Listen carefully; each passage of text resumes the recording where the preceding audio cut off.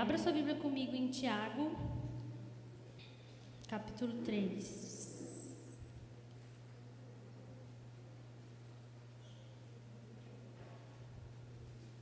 Tiago, capítulo 3. Amém, gente? Vamos orar antes de ler? Põe a mãozinha aí no seu coração. Vamos falar com o Senhor nesse momento para que Ele nos ministre. Senhor, nós amamos a sua presença, nós amamos o que o Senhor está fazendo no meio do seu povo. Nós oramos para que o Senhor fale conosco nessa noite. O nosso desejo é que o seu Espírito Santo comunique as verdades do seu coração a nós, para que nós saiamos daqui muito melhor do que nós entramos, que nós sejamos edificados nessa noite, que o seu Espírito Santo venha construir sobre aquilo que o Senhor já tem feito em nós, que toda distração, que todo desânimo, o seu Espírito Santo leve embora daqui, que os nossos ouvidos estejam atentos à voz da sua palavra, que eu seja apenas um instrumento, Senhor, para comunicar o seu coração, que as suas palavras ecoem muito mais alto do que as minhas palavras aqui nessa noite, que o seu Espírito Santo tenha a primazia de tudo que vai ser ensinado, de tudo que vai ser dito. Nós nos abrimos, Jesus, para aprender um pouco mais de Ti. Nós nos abrimos, Jesus, para comer da Sua palavra, porque nós temos fome e sede, Jesus, sempre de sentar aos Seus pés e de aprender do Senhor.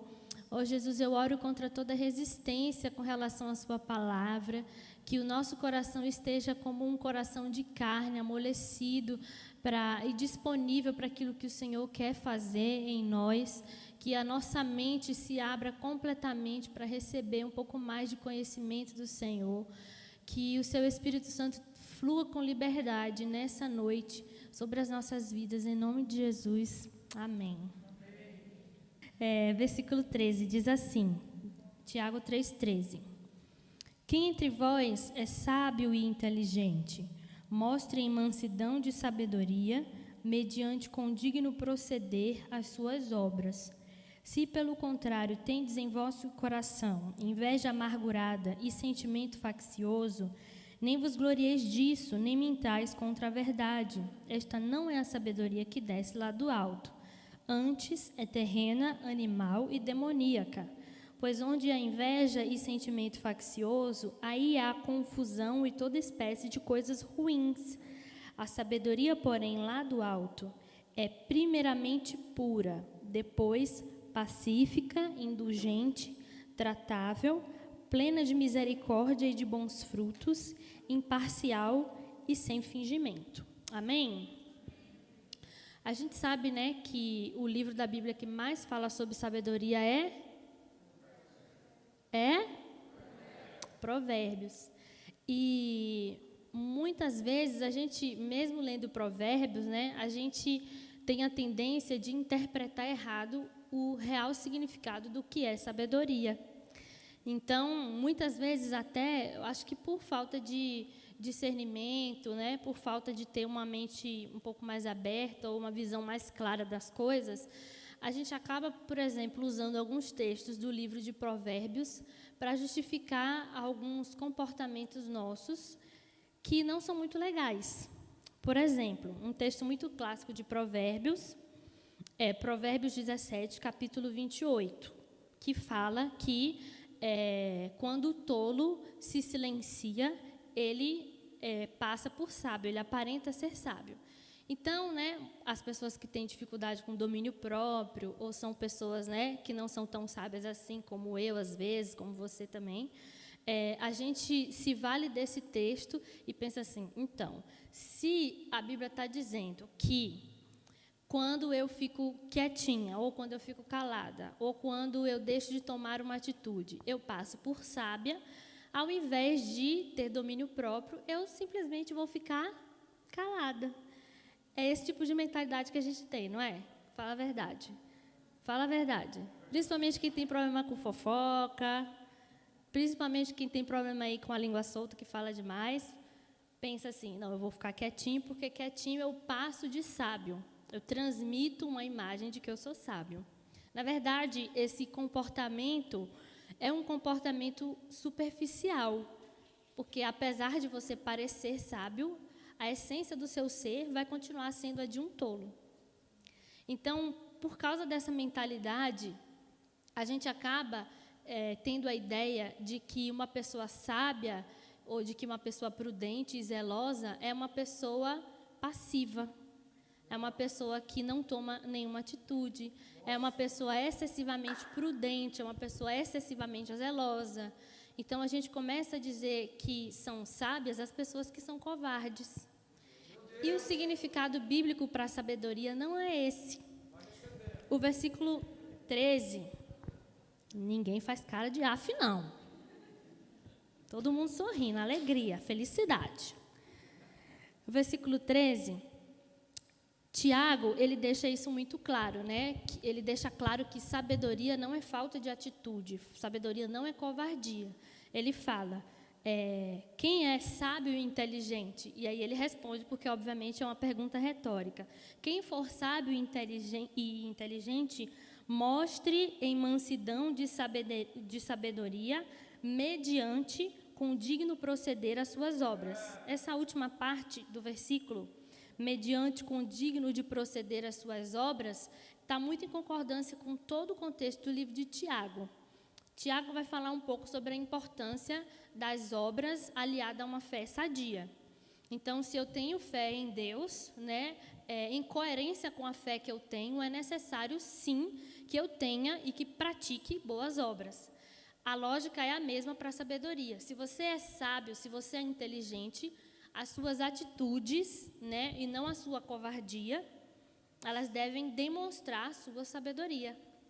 Então, esse texto de Provérbios é muitas vezes usado de maneira equivocada, mal interpretado, para justificar a nossa covardia diante das intempéries da vida. Então, os tempos que a gente está vivendo exigem que a gente tenha sabedoria. Isso exige que a gente tenha uma atitude que seja condizente com a sabedoria que nós pedimos a Deus. Ok? Então, o primeiro versículo aqui já deixa claro que sabedoria nada tem a ver com inércia. Né? Sabedoria tem a ver com atitude. Um exemplo muito clássico, né, também, de como que a gente interpreta isso de maneira equivocada, sabedoria de maneira equivocada, é que a gente justifica as nossas atitudes, né, além de sabedoria, falando que é zelo ou prudência. Então, a gente fala, olha, eu tenho uma atitude, eu tenho uma decisão arriscada para tomar. Eu tenho uma decisão que exige de mim muita sabedoria. Ou eu tenho uma decisão que eu preciso tomar e que vai me colocar em uma posição arriscada. Então, com medo de arriscar algo em Deus, ou com receio de até dar um passo de fé, às vezes Deus está colocando a gente em determinadas situações para que a gente seja ousado em fé e acredite nas promessas que Ele tem para a gente e no jeito dEle de fazer as coisas. E ao invés de arriscarmos, darmos passos de fé, a gente começa a agir covardemente sob a justificativa de que é melhor ser prudente do que arriscar. Vai chegar uma hora que não vai dar para agir desse jeito, porque os dias são maus. E à medida que o tempo vai avançando, o mundo vai exigindo de nós um posicionamento cada vez mais contundente. Então, na época que eu discipulava as meninas, as que eram mais próximas de mim e que eu sentia uma abertura para fazer isso, eu sempre empurrava para a ação, para a atitude, porque essa visão equivocada de sabedoria leva muitas pessoas para o buraco da depressão. Às vezes, também, né, outro exemplo, sob a justificativa da perfeição, né? A gente vive dias terríveis de pessoas que têm problema com imagem, com a sua própria imagem, não só o corpo, não. Com relação às suas habilidades, com relação a quem elas são mesmo, e elas ficam se cobrando muito uma perfeição que só quando a gente tiver o corpo glorificado a gente vai ter. Enquanto a gente vai nessa terra, a gente vai ser imperfeito, né? Porque Hebreus fala, né, que na luta contra o pecado nós não resistimos ainda até o sangue. Então, a gente é santificado, nós seremos glorificados, mas ainda a gente está em um processo de santificação de todo dia. Então, a gente se esquece simplesmente dessas verdades e começa a se cobrar muito. E a gente começa a se cobrar muito, uma perfeição, uma performance. A gente quer performar bem para as pessoas, a gente quer performar bem para o nosso ministério, a gente precisa performar bem porque o sistema da igreja, porque o sistema dos relacionamentos que foram postos exigem de mim uma postura, então eu tenho que me comportar desse jeito perfeito, porque se eu não for perfeita do jeito como as pessoas esperam, eu não vou ser notado, eu nunca vou ser lida, eu nunca... Gente, é uma noia. E aí, essa pressão que a gente se coloca sobre a gente mesmo de perfeição impede a gente de agir sobre as coisas. Você não precisa ser uma pessoa perfeita, você não precisa ser uma pessoa que vai fazer tudo corretamente para você fazer o que precisa ser feito. Então, às vezes, com essa cobrança excessiva, e pessoas perfeccionistas sabem muito do que eu estou falando, por causa desse desejo de perfeição, acaba se agarrando a essa justificativa de sabedoria, né? Eu sou sábio, quando, na verdade, ela está sendo tola, porque ela está deixando de fazer as coisas que precisam ser feitas, esperando uma perfeição que ela nunca vai ter, porque ela não é Jesus ainda. Então, essas justificativas que a gente sempre tem prontas na ponta da língua, essas respostas que a gente sempre tem pronta na ponta da língua, façam que a gente viva de acordo com a sabedoria que não é a sabedoria que vem do alto. Essa sabedoria não vem de Deus. Então, a sabedoria que vem de Deus é uma sabedoria que exige de nós atitude diante das circunstâncias da vida. Então, o que eu vou fazer não vai ficar perfeito, mas eu vou tomar uma atitude. Eu sou assim, eu não gosto de ver nada por fazer. E eu sou toda elétrica, às vezes até demais. Então, se eu vejo uma coisa por fazer, uma coisa que está errada, eu fico me coçando porque eu fico querendo fazer alguma coisa. E, cara, o reino de Deus precisa de pessoas assim, que identificam os problemas e que não conseguem ficar parado até ver uma coisa ser resolvida. Então, às vezes, a gente fica correndo atrás do rabo, em situações e ciclos viciosos, a gente fica, a gente não sai daquela e a gente não toma uma atitude. Então, a nossa falta de posicionamento, ela, na verdade, ela não é sabedoria, ela só denuncia a nossa tolice.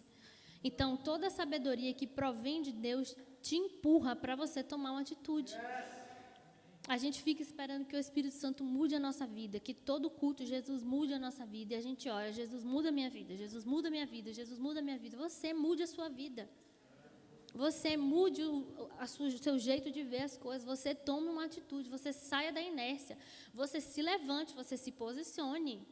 Você não fique parado em nome de Jesus. Descruza o braço. Faz alguma coisa, pelo amor de Deus. Fala um amém. Então, a primeira coisa sobre a verdadeira sabedoria é que ela nos empurra a tomar atitudes, né, sábias, né, atitudes corretas. Então, muito pior do que você tomar uma atitude errada é você deixar de tomar alguma atitude. E eu não estou falando que você tem que pecar, entendeu? Eu estou falando que você precisa tomar uma atitude. O lugar mais seguro que você tem para errar, não pecar, entendeu? Eu não estou falando para você pecar. Não estou falando para ninguém pecar. Mas o lugar mais seguro que você tem de mostrar suas imperfeições, né, e de ser vulnerável com relação às coisas que você ainda não é bom, é aqui, é a igreja, é a casa de Deus. Então, se desfaz dessa ideia de performar, né? Se em algum momento a gente, como igreja, estiver exigindo de você uma performance, não performe. Se em algum momento o nosso sistema exige de você que você performe para você permanecer líder ou para você chegar a líder, não performe. Não performe. Não seja refém de nada que te empurra para performar. Não seja refém de nada que te empurra para você ser quem você não é. Não seja refém de nada que te impele a ser sábio de acordo com essa sabedoria aqui, que é ficar na inércia. Ou que é ficar refém de um sistema que você tem que ser perfeito o tempo inteiro. Isso não é sabedoria. E nesse versículo 3 aqui, Tiago fala que essa obra, né, essa atitude que a gente tem que ter para mostrar que a gente é sábio, quando a gente é sábio de verdade, a gente não precisa ter medo de que a gente vai errar, porque se eu sou verdadeiramente sábio e quero tomar, se eu sou verdadeiramente prudente e zeloso e quero tomar uma atitude, né, é de Deus que essa atitude seja humilde. Você nunca vai ver uma pessoa sábia tomando uma atitude descabida. Então, lá em João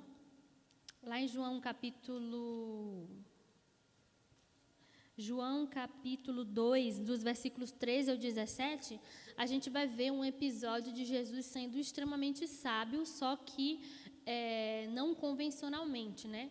Os fariseus, eles tinham essa ideia de sabedoria equivocada, né? Eles achavam que a verdadeira sabedoria era cumprir a lei, que a verdadeira sabedoria era ficar ali dentro daquela caixinha de regras que eles colocaram. E tudo que confrontasse o sistema farisaico era tido como tolice. Só que Jesus, ele não estava nem aí para isso. Ele não estava nem aí para o que as pessoas iam pensar das atitudes dele. Então, quando Jesus ele vai no templo e ele vê as coisas de maneira desordenada acontecendo, e ver que estão vendendo, né, o que seria objeto de sacrifício, né? Quando a pessoa ia no templo, naquela época, ela precisava levar o sacrifício do seu próprio bem, né, da sua própria casa. Davi, ele fala lá no livro de 1 Samuel, não vou dar ao Senhor sacrifícios que não me custem nada. Né? E isso ele não estava falando apenas de dinheiro, né? Mas quando você ia oferecer um animal para ser sacrificado, né? Seja pela expiação dos seus pecados, gratidão, o que quer que seja, você oferecia um animal do seu gado, né? E o gado era uma coisa muito doméstica naquela época. Você criava aquele animal, ele nascia, você tinha um sentimento afetivo com ele, você cuidava dele, ele te reconhecia como seu dono. Esse era o tipo de sacrifício que Deus queria, um sacrifício em que você tivesse implicado, né? Um sacrifício que você empenhasse o seu coração, né? Porque senão não adianta nada. Então, quando Deus chega no templo e ele vê pessoas vendendo sacrifício, ele fala assim, isso aqui está uma bagunça, isso daqui não é para ser assim. E aí ele chega virando as mesas, ele chega gritando, eu imagino que Jesus estava alterado, né? Eu imagino que Jesus estava agindo até de maneira não convencional, de acordo com o que os discípulos esperavam dele. Deixa eu até conferir aqui, para não falar besteira.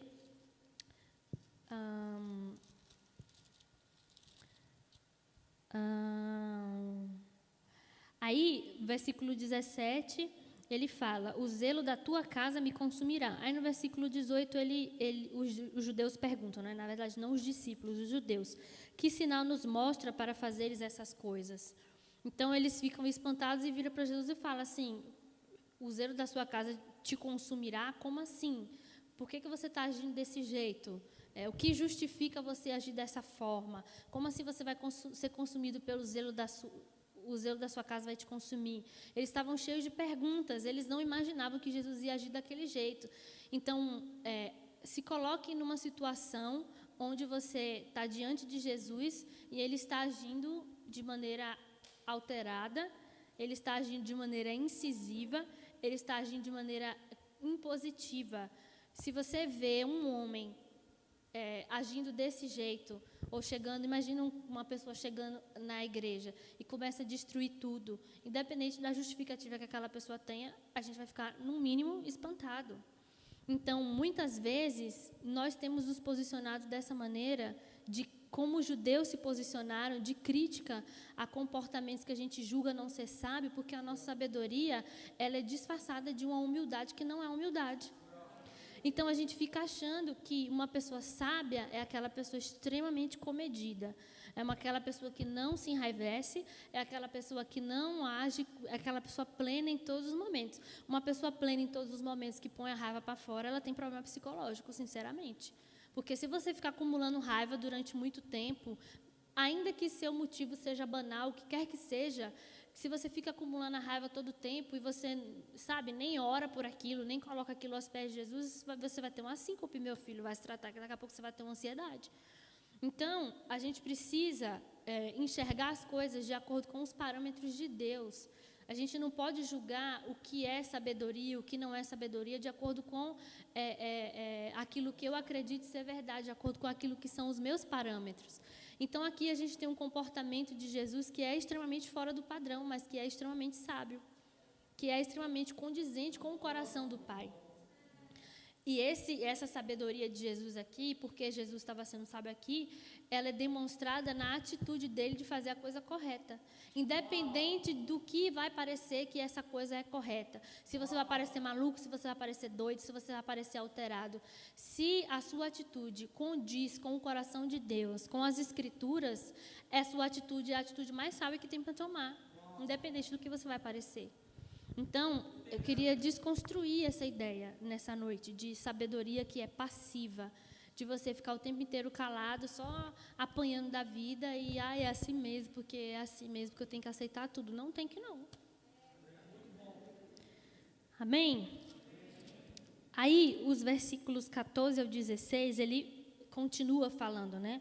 Ele fala que se a gente tiver no nosso coração inveja amargurada e sentimento faccioso, nós não deveríamos nos gloriar disso, né? Nós não devemos nos gloriar dessa sabedoria, porque ela não desce do alto, essa não é a que desce do alto, ela é terrena, animal e demoníaca. Então, Tiago também deixa claro que a verdadeira sabedoria, além da atitude correta, né? Não passividade, além da atitude correta, ela tem as motivações corretas. Então, ele vem confrontando justamente a motivação do seu comportamento que você diz que é sábio, né? Se a motivação do seu coração for uma motivação egoísta, se a motivação do seu coração for uma motivação que parte do seu ego, da sua vontade e da sua perspectiva limitada de ver as coisas, essa não é a sabedoria que vem do alto, é a sabedoria que vem do seu coração, não do coração de Deus. Então, essa sabedoria, um exemplo muito prático, né? Essa sabedoria demoníaca, animal e terrena, um exemplo muito prático de como ela acontece é quando eu estou sendo prudente por causa de temor de homens. Isso daqui é muito comum e esse tipo de sabedoria, muitas vezes eu cometi, né? E eu luto contra isso, vou ser bem sincera aqui, luto muito contra isso.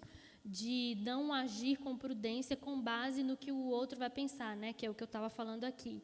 Então, Provérbios capítulo 1, versículo 7 fala que o temor do Senhor é o princípio da sabedoria. Então, todas as vezes que nós agimos com prudência, com temor de homens acima do nosso temor a Deus, ou aquele temor de homens que não é um temor bíblico ou aquele temor excessivo, eu não estou falando de insubmissão aos homens, né? Porque a Bíblia fala, sede submissos uns aos outros. Mas, a partir do momento em que você se importa mais com a opinião das pessoas a respeito das suas atitudes ou a respeito da sua sabedoria do que com a opinião de Deus, essa motivação, ela não é uma motivação correta. E Tiago descreve isso de 3 maneiras, né? Animal, demoníaca e terrena. É terrena porque ela vem do nosso coração, né? Ela vem do jeito como a gente se relaciona um com o outro. Isso não vem do céu, isso não é uma coisa do céu, isso é uma coisa nossa, movida pelo nosso ego, né? Movida pela nossa atitude de uns para com os outros, né? E ela é demoníaca também porque quando você se move a partir de temor de homens, a motivação da sua sabedoria é uma motivação idólatra. E toda idolatria, ela é fruto de pecado, e Satanás se vale dessa legalidade para fazer o que ele bem quiser e bem entender. Então, além de ser animal, né, porque é insano, é louco, né, é instintivo, é impulsivo, é demoníaco porque é idólatra, e é terrena porque parte da nossa perspectiva limitada. Então, a gente precisa tomar muito cuidado com isso. A gente precisa ser motivado pelo temor de Deus e jamais por temor de homens. Então, um exemplo prático, né, de como isso aconteceu, eu dei o exemplo de Jesus a respeito da atitude correta, E em Gálatas capítulo 1, versículo 10, tem um exemplo do apóstolo Paulo. O apóstolo Paulo estava sofrendo uma oposição com relação à sua autoridade de apóstolo e com relação ao evangelho que ele estava pregando, né? Tanto que ele teve uma discussão com o Pedro, porque, de acordo com, eu acho que é o capítulo 2, a partir do versículo 11, Paulo vai dizer que Pedro, ele foi covarde, né? Parafraseando, em outras palavras, porque quando Pedro estava com os judeus, ele falava uma coisa, e quando ele estava com os gentios, ele falava outra. Então, Paulo confrontou ele, né? E além de confrontá-lo, né, a respeito daquele comportamento de Pedro, que muito provavelmente era porque ele não queria se indispor com os judeus, no começo da carta, no capítulo 1, versículo 10, ele fala: porventura procuro eu agora o favor dos homens ou de Deus? Ou procuro agradar a homens? Se agradasse ainda a homens, não seria servo de Cristo. Faço, porém, saber, irmãos, que o evangelho por mim anunciado não é segundo o homem, porque eu não recebi nem aprendi de homem algum, mas mediante a revelação de Jesus Cristo. Então, por Paulo não ter convivido com Jesus, e por Paulo ter sido um fariseu, ele era muitas vezes questionado a respeito da sua autoridade apostólica. Por que você se diz apóstolo? Você se diz apóstolo de uma experiência que você teve em Damasco, que você fala que viu Jesus, que Jesus falou com você? Como assim? Paulo poderia simplesmente recuar. Ele poderia, não, já que eles estão pensando isso de mim, eu vou precisar procurar o presbitério, para o presbitério me dar um aval que eu tenho que pregar o evangelho lá para os Gálatas. E o apóstolo Paulo também podia, né, ser motivado pelo temor de homens e escrever uma carta que reduzisse a mensagem que ele tinha.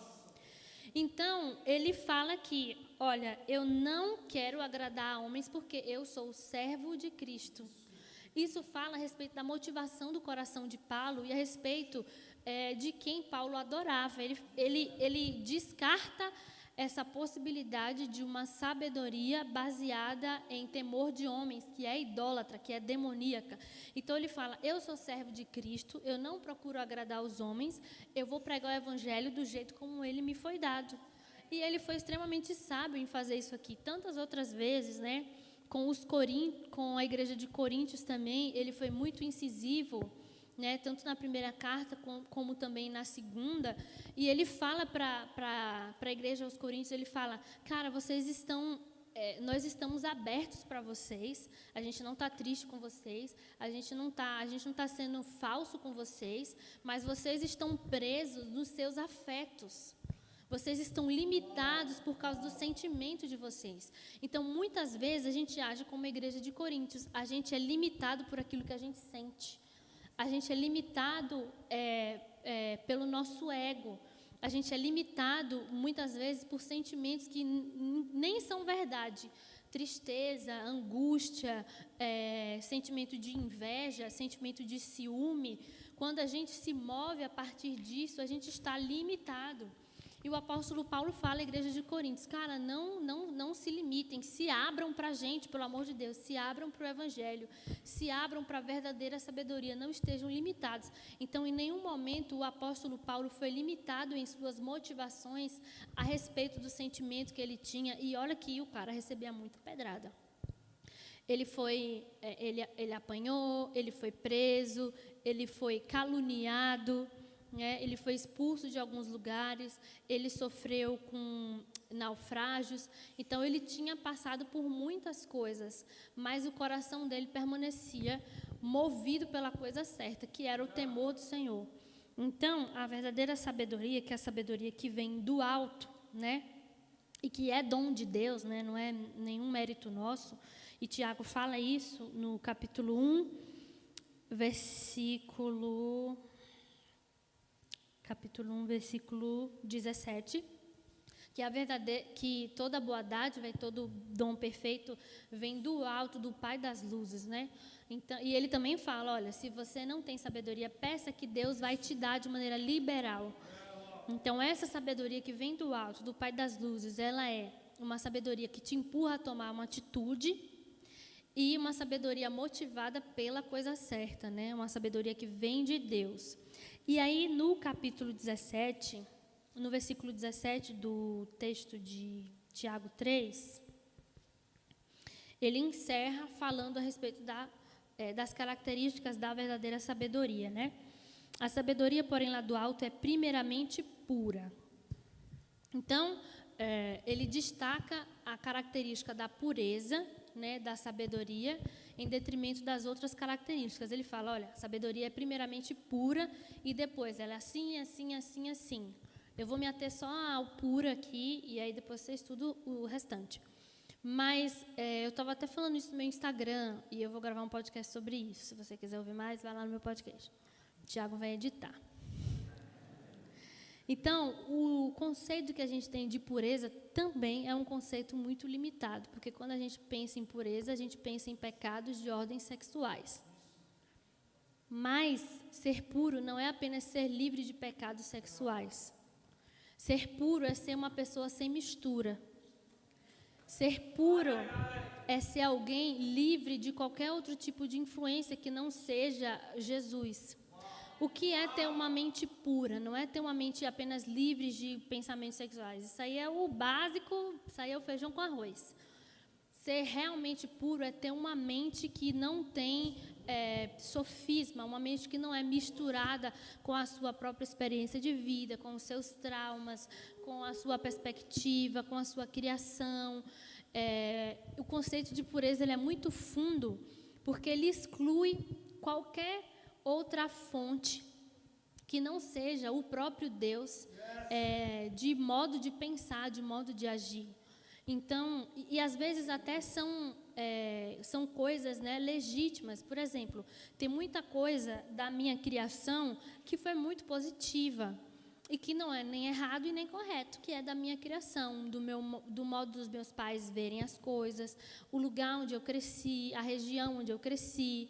E tudo isso é muito determinante para o modo como eu me relaciono com o mundo, o modo como eu enxergo a sociedade, o modo como eu me movo politicamente, inclusive.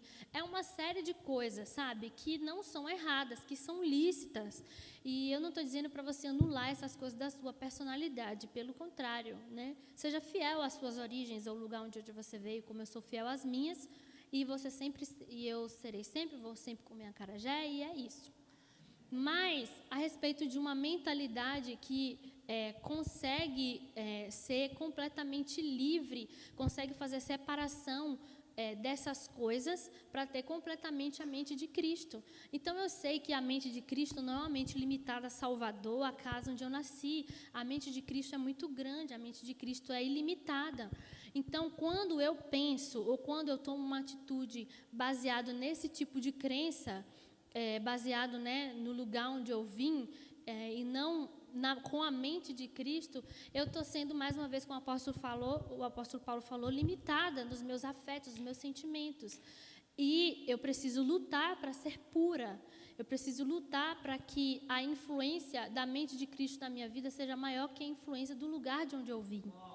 Então, isso é só um exemplo, né? Um exemplo de criação. Mas tem tantas outras coisas que eu poderia citar. Tudo que molda o seu caráter, tudo que molda a sua visão de mundo, essas coisas, elas precisam estar no devido lugar. E a mente de Cristo precisa prevalecer no modo como a gente pensa e no modo como a gente age. Então, a verdadeira sabedoria que o apóstolo Tiago está falando aqui é uma sabedoria que é livre de qualquer tipo de interferência do nosso ser, do nosso ego. Então, ele destaca, ela é primeiramente pura, ou seja, a verdadeira sabedoria, ela é irretocavelmente do céu, ela é irretocavelmente vinda de Deus. Essa sabedoria pura, sem mistura, é uma sabedoria que não tem envolvimento, é como água e óleo. Água e óleo, se você agitar, eles não vão se misturar. Eles não vão se misturar porque são opostos. É assim, a verdadeira sabedoria, que é a sabedoria de Deus, ela é primeiramente pura porque ela não se mistura com o meu modo de ver as coisas, com a minha visão política, com a minha visão da sociedade, com o jeito como eu acho que é certo, que é errado, com a prudência e o zelo que eu tenho, que é baseado na minha própria experiência. Essa não é a sabedoria que vem de Deus. Essa prudência, ela não vem do alto. Essa é a nossa prudência e a gente tem que ter a nossa prudência. Só que, em se tratando de sabedoria de Deus, a gente precisa ter a nossa mente livre de qualquer tipo de influência, inclusive das influências que são lícitas. Eu entendo que algumas experiências da nossa vida fazem com que a gente tenha medo, e o sentimento de medo, ele não é de todo ruim. Porque o sentimento de medo, ele te protege muitas vezes. Te protege de perigo, te protege do homem mau, te protege do dia mau. Então, você está numa rua deserta. E aí vem, você que é menina principalmente, aí vem um cara no meio de uma rua deserta, você e o cara, obviamente você vai ficar com medo.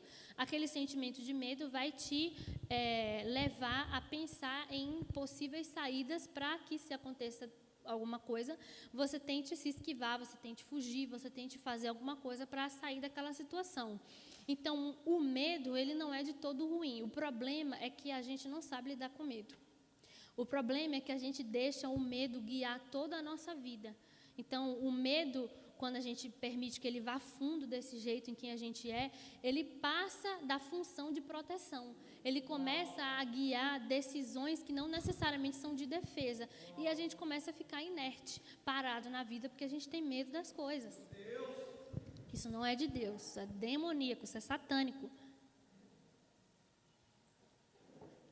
Então, às vezes você tem medo de alguma coisa, ou receio, sei lá, de qualquer coisa, em qualquer decisão que você vai tomar, você que é líder, você que discipula, às vezes você está tão querendo proteger a pessoa que você cuida, tão querendo proteger a pessoa que você cuida, que às vezes você deixa de falar a verdade para ela, porque você está com aquela sabedoria ali terrena, com medo do que a pessoa vai achar, ou com medo da pessoa espanar. Se espanar, espanou, vai fazer o quê? Não tem o que fazer.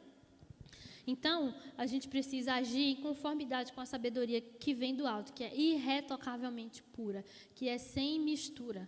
A sabedoria que vem do céu, ela não precisa da minha ajuda. A sabedoria que eu peço para Deus, a gente ora pedindo, né? Deus, me dá sabedoria, me dá sabedoria. Deus vai lá e te dá a sabedoria. Aí você fica querendo misturar a sabedoria que Deus te deu com a prudência que é sua, que vem de temor de homens. Se você pede a sabedoria que vem do alto, você usa a sabedoria que vem do alto. Você age de acordo com a sabedoria que vem do alto. Você não mistura ela com outras coisas. Porque senão é melhor você nem pedir sabedoria. É melhor você ficar com a sua prudência, com o seu zelo, com o seu medo excessivo, receio de errar, sabe? É melhor você nem pedir. E aí Tiago também fala, vocês pedem e não recebem, porque vocês pedem mal. Porque vocês pedem para esbanjar de acordo com o próprio desejo de vocês. Então, eu peço sabedoria, mas eu quero usar a sabedoria que vem do céu misturado com as minhas convicções. Aí não tem como te ajudar. Então, a sabedoria que vem do alto, ela é pura, ela não se mistura. Grave isso, não se mistura. E aí, para encerrar, eu queria que vocês abrissem em Provérbios capítulo 9. Eu não quero ver ninguém covarde, viu?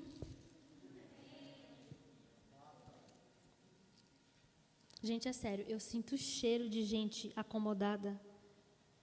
Parece que Deus me incumbiu de cruzar minha vida com gente acomodada.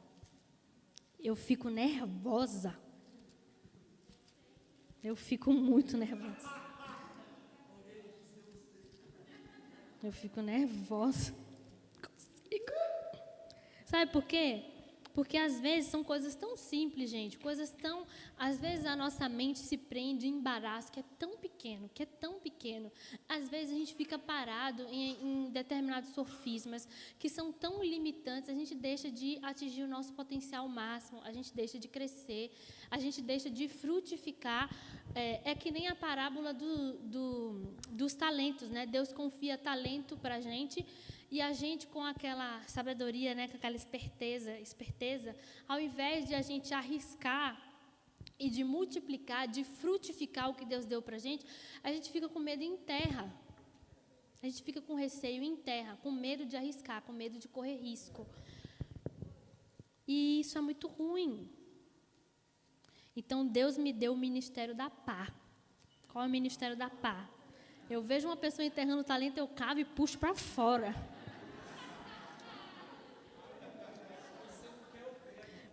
Eu tenho o Ministério da Paz, sério. Provérbios 9, diz assim: a sabedoria edificou a sua casa, lavrou as suas 7 colunas, carneou seus animais, misturou o seu vinho e arrumou a sua mesa. Já deu ordens às suas criadas, e assim convida desde as alturas da cidade. Quem é simples, volte-se para aqui. Aos faltos de senso diz: vinde comer do meu pão e bebei do vinho que eu misturei. Deixai os insensatos e vivei, andai pelo caminho do entendimento. Aí ele vai. Aí o versículo 13 diz assim: a loucura é mulher apaixonada, é ignorante e não sabe coisa alguma. Assenta-se à porta de sua casa, nas alturas da cidade. Toma uma cadeira para dizer aos que passam e segue direito o seu caminho. Quem é simples, volte-se para aqui. E aos faltos de senso diz: as águas roubadas são doces, e o pão comido às ocultas é agradável. Eles, porém, não sabem que ali estão os mortos, que os seus convidados estão nas profundezas do inferno. Forte, igreja. Primeira coisa, a gente sabe que sabedoria não é preguiçosa. Porque ela construiu a casa, lavrou as colunas, matou os animais, não comprou carne do açougue, não. Ela matou e carneou os animais, misturou o vinho, arrumou a mesa, deu ordem às criadas. Gente, eu estou cansada só de pensar. Deu ordens às criadas e convidou as pessoas, né, para comer do banquete dela. Então, você vê que pessoa sábia não é gente acomodada. E a gente precisa tirar isso de uma vez por todas da nossa cabeça. Que pessoa sábia, que pessoa prudente, é pessoa acomodada. Não é. Não é. Então, você percebe a atitude dessa... É quase comparado a uma mulher aqui, não é à toa, né? Não é à toa. Então, a sabedoria é comparada a uma mulher que é ligeira, que arruma a casa, é uma mulher que provê alimento para a sua mesa está sempre posta, ela tem servos, ou seja, ela é um líder ou uma líder, ela sabe dar ordem aos servos, às criadas, ela não tem medo de arriscar. Se ela tivesse medo de arriscar, ela fazia tudo sozinha, com medo das coisas saírem de outro jeito, mas ela não tem medo de arriscar, ela delega, ela vai, além de tudo isso, está linda, cheirosa para convidar as pessoas, sem um cheiro de cebola. Então, você percebe que a sabedoria, a verdadeira sabedoria, ela é despachada, ela sabe agir, ela não é acomodada, ela não é preguiçosa, ela tem atitude e ela é motivada pela coisa certa. Porque de tudo isso aqui, ela poderia se ensoberbecer, convidar as pessoas e falar: olha como é tudo lindo por aqui. Não, não, não. Porque Tiago fala que a verdadeira sabedoria ela é demonstrada a partir de uma atitude mansa e humilde, né?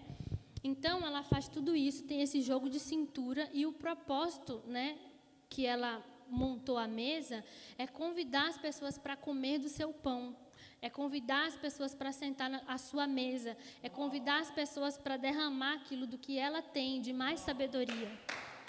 Então, ela é essa pessoa, né, despachada, ela é essa pessoa aberta, né?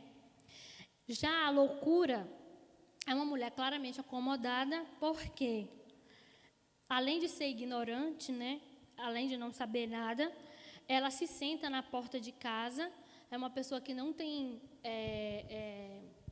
vínculo com a mesa, porque em nenhum momento você vê ela envolvida com a mesa, ela só se assenta à mesa para ficar falando coisa que não tem que falar. Então, ela não está implicada com a mesa, ela não está implicada em produzir pão.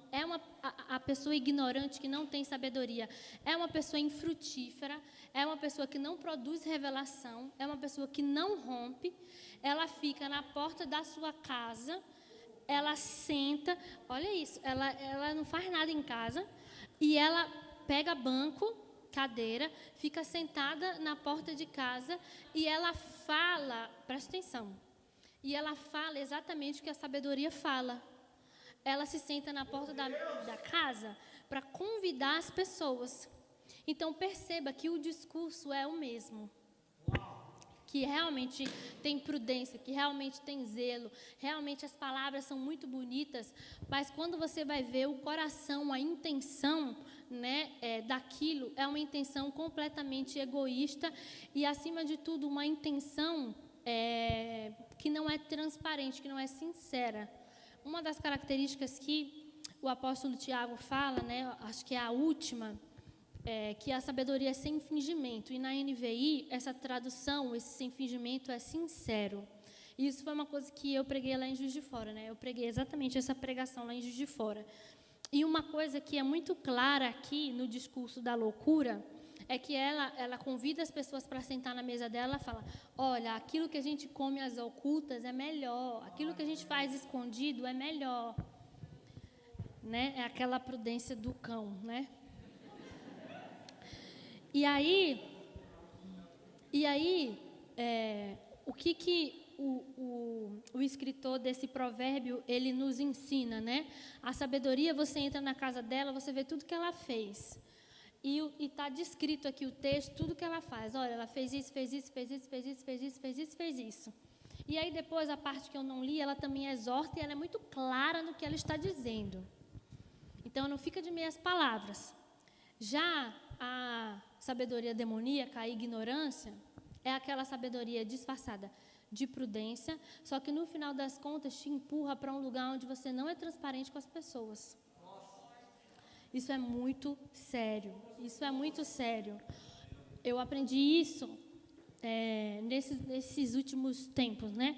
Dos últimos tempos para cá, que a gente precisa aprender a ser sincero nos nossos relacionamentos. Se você tem um relacionamento onde você não pode ser sincero com as pessoas, não tenha esse relacionamento. Fique sozinho. A partir do momento que você se propõe a se relacionar com algum amigo, com algum parente, com alguém da igreja, é extremamente importante que você seja o mais vulnerável possível. Porque quando a gente não é transparente, a motivação de quem não é transparente, de quem vive uma vida dupla, de quem vive uma vida com fingimento, a principal característica que motiva essa pessoa, né, a principal coisa que motiva a atitude dessa pessoa são atitudes egoístas. Ou ela está com medo de ser julgada, ou ela está com medo de não ser aceita, ou ela está vivendo uma vida dupla porque ela não quer abrir mão de alguma coisa. E essas motivações, elas são extremamente diabólicas. Elas são extremamente perversas. Porque é aquela prudência, tipo assim, não, eu vou ficar aqui quietinho, não vou falar nada a ninguém da minha vida, mas é uma prudência motivada pelo seu próprio ego. Isso é diabólico porque isso é idólatra. Você está sendo movido pela motivação do seu próprio umbigo. É necessário que a gente viva uma vida transparente, de olho no olho, de falar a verdade. Eu tenho buscado levar isso como princípio para a minha vida, daqui adiante, né, desse tempo da minha vida adiante, e onde eu errei, né, eu busquei consertar, melhorar, rever algumas coisas, passar os meus relacionamentos a limpo, mas eu sentei com o Senhor e falei, eu não quero mais viver assim, eu estou cansada de ter que ficar sustentando uma aparência para as pessoas, e aí eu fico na frente das pessoas, eu tenho um sentimento, eu quero falar a coisa, mas eu não falo, guardo para mim e vou para casa. Aí o que acontece? A raiz brota, porque aquilo é como uma semente, e aí a raiz cresce e brota. E aí eu começo a ser falso com as pessoas, a pior coisa que tem, gente, pelo amor de Deus. Então, a sabedoria de Deus hoje, ela quer arrancar essas raízes do seu coração e trazer tudo para fora, cara. E um dos podcasts que eu gravei sobre amizade, eu falo um pouco sobre isso, né? Preserve do seu lado pessoas que te dizem a verdade. Tenha do seu lado pessoas que te confrontam. O livro de Provérbios fala, né, que é melhor o amigo que te... Parafraseando, porque eu não sei exatamente as palavras do versículo. Mas é melhor que você tenha um amigo que lhe fale a verdade, que te seja sincero, né, do que você ter uma pessoa que fica te abraçando e fica te dizendo lisonjas, que fica te amando. Essa pessoa vai te empurrar para o inferno, gente. A gente precisa valorizar as pessoas que têm compromisso com a verdade, que têm compromisso com a palavra de Deus, que têm compromisso com a sinceridade. Então, cara, não haja de acordo com a mulher louca, né? Essa loucura que diz aqui, que você fica assentado à porta da sua casa, mas dentro de casa está tudo bagunçado, você não é sincero e tem motivações ocultas, né? Seja sincero com as pessoas, seja transparente com as pessoas, seja verdadeiro, mostre quem você é, mostre a sua cara. Eu quero ver a sua personalidade do jeito mais cru que você puder me demonstrar. Porque assim a gente vai se afiando, um amigo, vai afiando o outro, e é assim que tem que ser. Essas amizades, esses relacionamentos, essas mesas onde você senta, e você só senta em mesa que as pessoas ficam te falando coisa que você quer ouvir, e aí por trás está todo mundo descendo a língua em você. Não se assente nessas mesas, não coma desse pão, não ande com essas pessoas, saia disso em nome de Jesus. Busque relacionamentos de pessoas que te olham nos olhos e que são usadas pelo Espírito Santo para te confrontar, sim. Se em algum momento você se depara com amigos, estou dando quase um workshop de amizade aqui. Se você se depara com um amigo que não suporta ouvir a verdade que você tem para dizer, saia dessa amizade também. Não é legal. A pessoa só quer ouvir coisa boa, gente. Ninguém vive de vitória.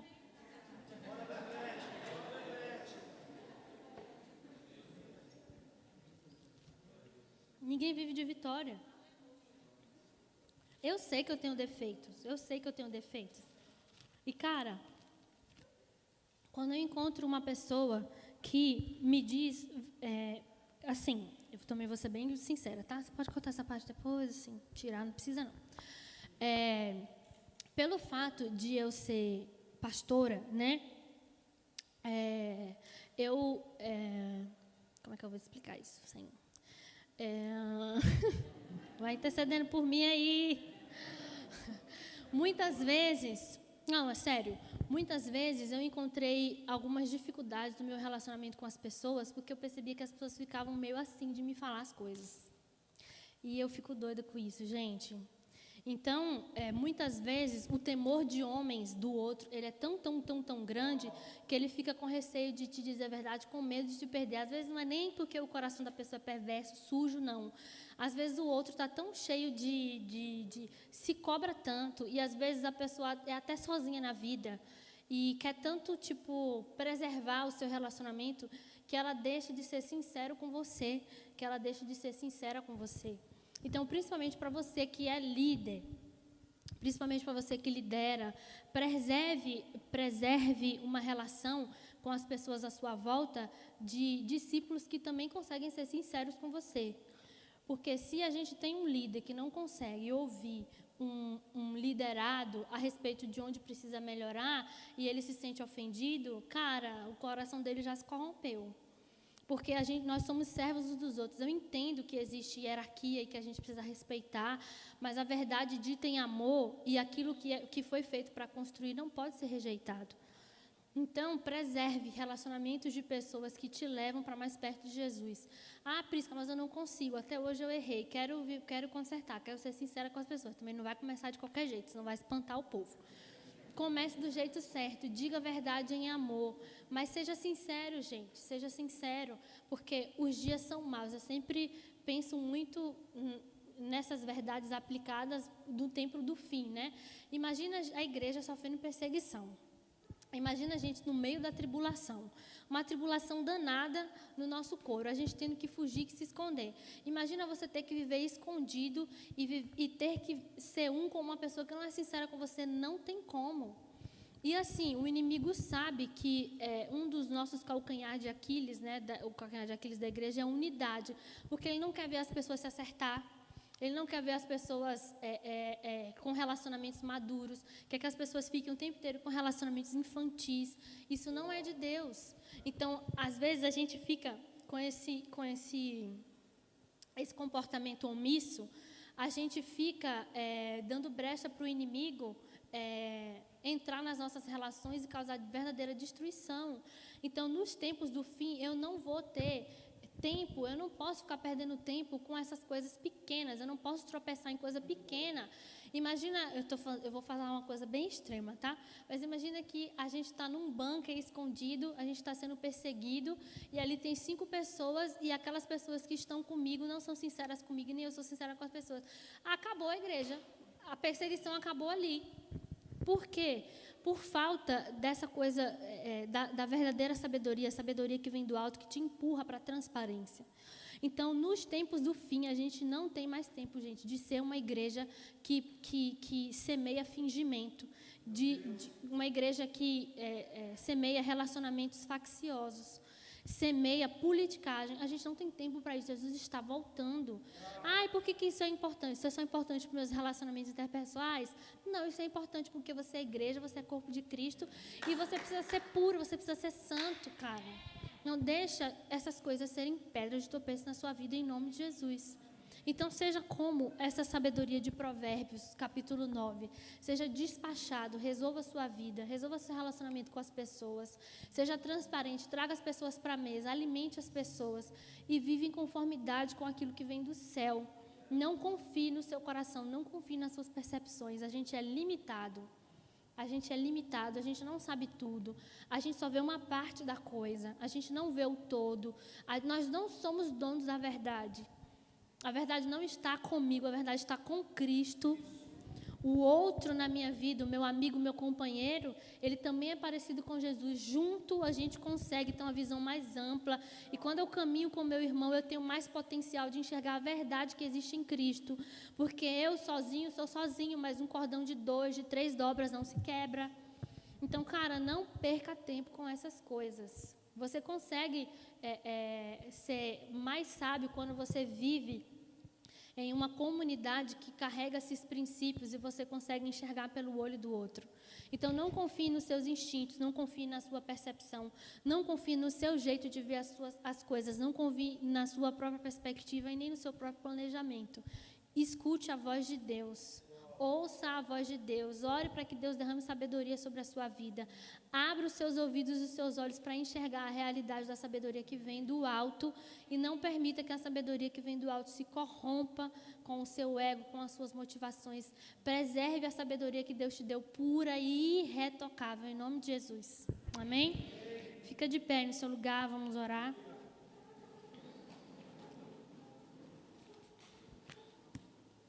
Fez sentido, gente? Muito ou pouco? Ninguém esquece, hein? Não tem nenhuma musiquinha, não? Toca um negocinho aí pra mim, rapaz. Vai! Agilidade! Tá vendo? Eu não consigo. Vamos! Bora, Eliane! Coitada da Eliane. Amiga! Maravilhosa!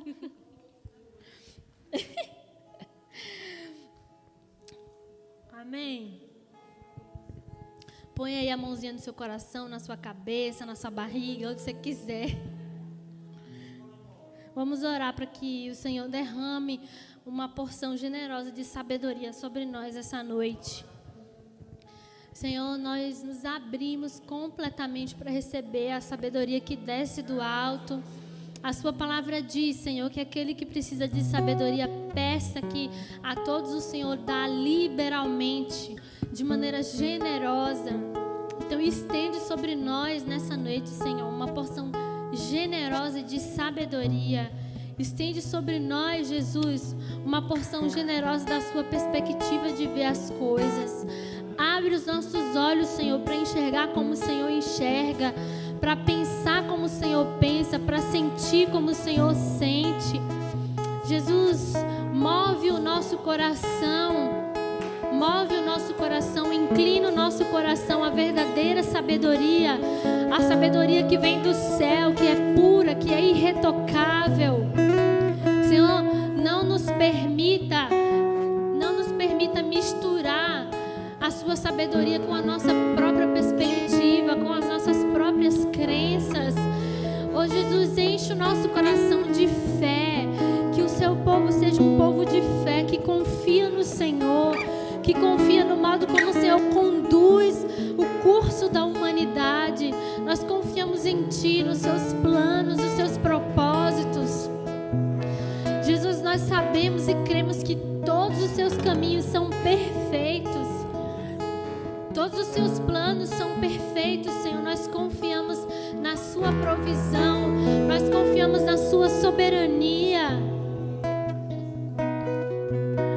Oh, Jesus, move o nosso coração, inclina o nosso coração à sabedoria. Derrama sobre nós nessa noite, Senhor, espírito de sabedoria e revelação. Enche o nosso coração com espírito de sabedoria, com espírito de conselho, Senhor. Oh, Jesus, que é a sabedoria que vem do alto, ela escorra, Jesus, para os nossos relacionamentos. Nos ensina, Jesus, a sermos sinceros uns com os outros. Nos ensina, Jesus, a sermos transparentes uns com os outros. Move o nosso coração, Jesus, a transparência. Oh, Jesus, nos conduz a mesas onde existe riqueza de sabedoria, riqueza de pão. Nos conduz a mesas onde nós somos verdadeiramente alimentados, onde nós não comemos pão às ocultas. Nos afasta, Jesus, das mesas em que existe conversas torpes, onde existe conversas maledicentes. Fecha os nossos ouvidos para essas coisas, Senhor, e abre os nossos ouvidos. Abre os nossos sentidos, Senhor, para receber a sua mente, o seu sentimento. Purifica os nossos olhos, o nosso coração, nos dá a sua mente.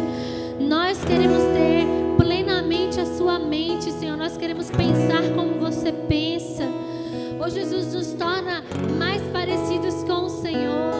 Nos dá, Jesus, um coração como o teu. Nós queremos agir como o Senhor agiu. Oh, Jesus, que sejamos cada vez menos parecidos conosco mesmos e mais parecidos com o Senhor. Transforma, Jesus, o nosso interior, a nossa aparência. Transforma, Jesus, o nosso semblante para sermos mais parecidos com o Senhor. Que cada atitude nossa seja cheia, Jesus, do caráter de Deus. Jesus, compartilhe o seu coração conosco nessa noite. Derrama sabedoria abundantemente sobre essa igreja, sobre o corpo de Cristo. Em nome de Jesus, nos move, Jesus, da apatia, nos move, Jesus, do excesso de zelo, da prudência que não procede do Senhor. Derrama sobre alguns, Senhor, ousadia. Derrama sobre uns intrepidez. Oh, Senhor, faz isso por amor de Ti mesmo, Senhor, para a Sua glória. Nos move, Jesus, da nossa zona de conforto. Oh, Jesus, tira de nós os medos que foram enraizados por traumas. Que nós não sejamos movidos, Jesus, por temor de homens, por receio, mas que nós sejamos movidos apenas pelo temor do Senhor, que é o princípio da sabedoria.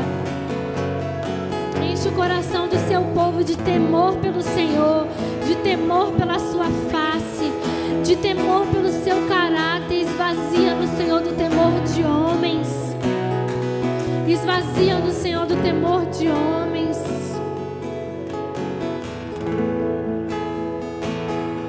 Tira da nossa mente, Jesus, a preocupação de agradar pessoas. Em nome de Jesus, nos liberta disso, Senhor. Liberta a nossa mente e o nosso coração de agradar mais as pessoas do que ao Senhor. Oh, Jesus, remove os ídolos do nosso coração. Remove, Jesus, os ídolos do nosso coração. Todo trono, Senhor, que foi erguido como culto ao próprio ego, como culto à própria personalidade, que seja derrubado em nome de Jesus. Em lugar disso, Jesus, em lugar deste trono do ego, ergue um trono para o Senhor no nosso coração.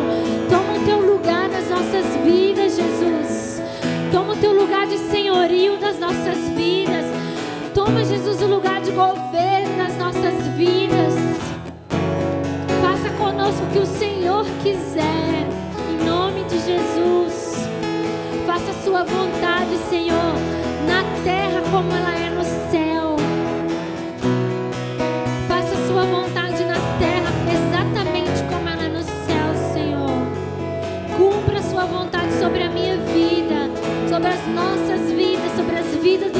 vida dos meus